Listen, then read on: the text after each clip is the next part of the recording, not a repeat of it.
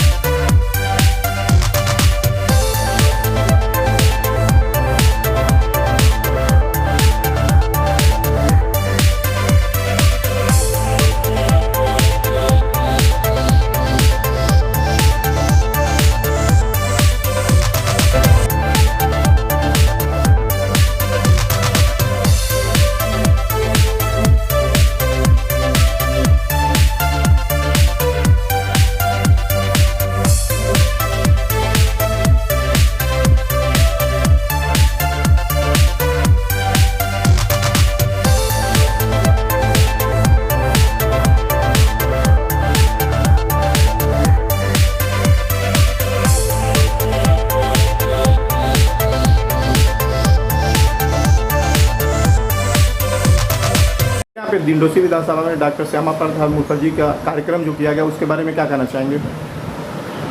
देखिए, श्यामा प्रसाद मुखर्जी जनसंघ के संस्थापक थे। उसके बाद वही एक ऐसे वाहिद शख्स हुए जिन्होंने सत्ता छोड़कर सरकार से बाहर निकलकर देश की एकता और अखंडता के लिए अपनी आहुति दी 1953 में कश्मीर में। तो ऐसे जो संस्थापक थे, आज उनके पुण्यतिथि पर हम सभी लोग उनको नमन करने के लिए, उनको याद करने के लिए और आज जो उनकी जो बलिदान है, वो बलिदान को याद करने के लिए, जो कि हम लोगों के प्रेरणा स्रोत है, हमारी भारतीय जनता पार्टी के सभी भारतीय जनता पार्टी के परिवार के सभी सदस्यों के लिए उनकी आहुति के बारे में लोगों को ज्ञान रहे और ऐसे लोगों ने आहुति दी जो देश की एकता और अखंडता के लिए लड़ते रहे। ये उस कांग्रेस को बताना चाहते हैं जो कांग्रेस पार्टी कहती है कि इनके लोगों ने कौन सा बलिदान दिया।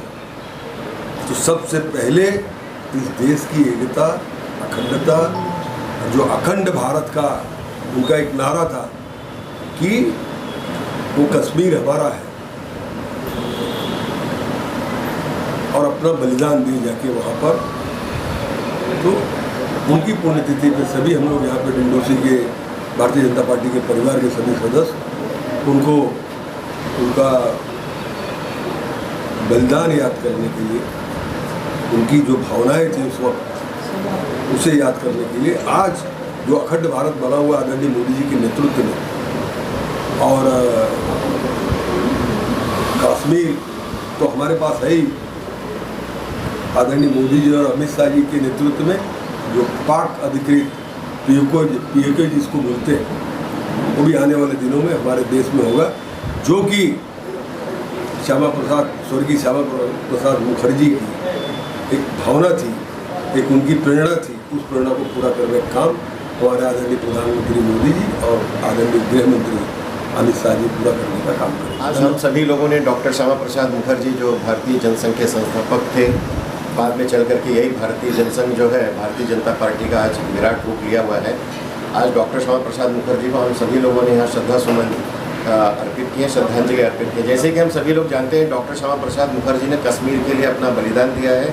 आप सभी लोगों को पता ही होगा कि कश्मीर में उन दिनों जाने के लिए परमिट सिस्टम लागू हुआ था और इसी के चलते उन्होंने उसका विरोध किया और वो कहे थे कि मैं बिना परमिट के कश्मीर जाके दिखाऊंगा और वो गए।